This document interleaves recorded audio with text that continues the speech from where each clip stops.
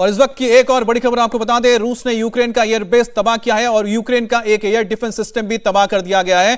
तो यह बड़ी खबर हम आपको बता रहे हैं कि जिस तरह से पहले यूक्रेन ने रशिया के 5 फाइटर्स को गिराया था, उनके एक हेलीकॉप्टर को मार गिराया था, उसके बाद रूस ने उनके एक एयरबेसेस को खत्म किया है, कुछ एयरबेसेस को, और साथ ही साथ उनके जो एयर डिफेंस सिस्टम है उसे भी तबाह किया गया है। जोत्सना, आपके पास क्या अपडेट है? बिल्कुल अमित, ये पहली वो तस्वीर आप देख रहे हैं, पहला फुटेज देख रहे हैं किस तरीके से बॉम्बिंग करके इवानो फ्रैंकोविस्क एयरपोर्ट को उड़ा दिया गया है। देखिए एक बार फिर से आप तस्वीरों में देखेंगे, काला धुएं का गुबार आपको नजर आ रहा होगा। ऊपर से एक मिसाइल दागी गई और वो सीधे यहाँ पर टारगेट की गई और पीछे का जो एरिया है वहां पर धमाका हुआ और उसके बाद इस तरह का देखिए ये यहाँ से मिसाइल आती हुई यहाँ पर ये टारगेट हुआ। उसके बाद आपको यहाँ पूरा देखिए किस तरीके से धमाका हुआ वो तस्वीरों में नजर आ रहा है और उसके बाद धुएं में सिर्फ काला गुबार ही आपको नजर आया। तो लगातार हमले किए जा रहे हैं, एयरपोर्ट्स को निशाना बनाया जा रहा है। जैसा कि मैं पहले भी बता रही थी कि 11 एरोड्रोम्स यहां पर हैं, 35 टेक ऑफ और लैंडिंग के लिए एयर स्ट्रिप्स हैं जिनको सबसे पहले निशाना बनाया जा रहा है ताकि किसी भी तरह की एयर कनेक्टिविटी को खत्म किया जा सके।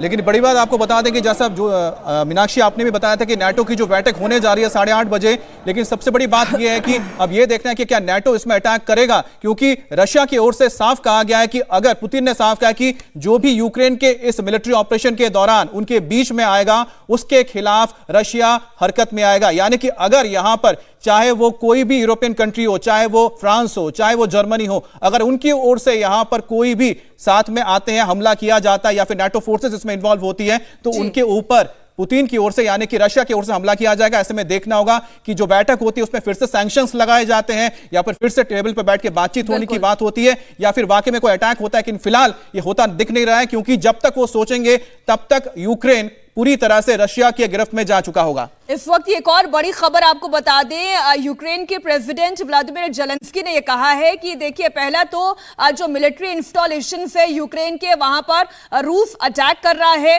वो प्रेसिडेंट बाइडेन से लगातार बातचीत कर रहे हैं। उन्होंने कहा अच्छा एक और बड़ी खबर, रूस के हमले से गैस सप्लाई पर असर पड़ सकता है, गैस सप्लाई रुक सकती है। हमने थोड़ी देर पहले आपको बताया था कि साइबर अटैक की पूरी तैयारी है, गैस सप्लाई पर रोक लग सकती है। ये एक बहुत बड़ा संकट यूक्रेन के लिए पूरे यूरोप के लिए भी खड़ा हो रहा है। मीनाक्षी, हमें भूलना नहीं चाहिए कि यूरोप को रूस लगभग 25% गैस की सप्लाई करता है और जिस नेटो का सदस्य जर्मनी है वहां पर गैस पाइपलाइन है नॉर्डेम 2 की बात की जा रही है जिस पर सैंक्शंस अमेरिका ने लगाए हैं, लेकिन उससे पहले नॉर्डेम 1 के जगह। और पवन आप अपनी बात पूरी करिएगा, क्रीमिया की एक और नई तस्वीर आई है, वहां पे क्या सिचुएशन है, लेटेस्ट डेवलपमेंट, सीधा न्यूज रूम का रुख करते हैं। ज्योत्सना। बिल्कुल मीनाक्षी, ये तस्वीरें आप देख रहे हैं, इससे पहले मैंने आपको फोटो दिखाया था, ये अब वीडियो सामने आया है। देखिए ये सारी मिलिट्री की गाड़ियां हैं, ये क्रीमिया बॉर्डर से अंदर यूक्रेन की तरफ बढ़ती हुई नजर आ रही हैं। क्रीमिया वही इलाका है जिसको 2014 में रशिया ने जिस पर कब्जा कर लिया था। अब उसके बाद यहाँ से ये सारी गाड़ियां यूक्रेन की तरफ बढ़ती हुई, अगर नक्शे की बात की जाए तो पूर्वोत्तर पर ऑलरेडी अलगाववादियों की वजह से वहां पर रशिया ने अपनी स्थिति बहुत अच्छी बना ली है। नीचे की तरफ से क्रीमिया से भी अब एंट्री की जा रही है, एयर स्पेस से लगातार हमले हो रहे हैं और वही समुद्र के रास्ते भी जैसे कि हमले की खबरें आ रही हैं, तो हर तरफ से घेरने की कोशिश जो थी रशिया की वो सफल होती हुई कम से कम इन तस्वीरों में नजर आ रही है। देखिए यूक्रेन को चोक कर देने की कोशिश है, सब आगे की तरफ बढ़ते हुए आपको तस्वीरों में नजर आ रहे होंगे। बिल्कुल आप ठीक कह रही हैं और सही तरफ आपने इशारा किया, ये दरअसल यूक्रेन को चोक करने की कोशिश है। आप बेलारूस के रास्ते, क्रीमिया के रास्ते आप क्या कर रहे हैं कि अपने जितने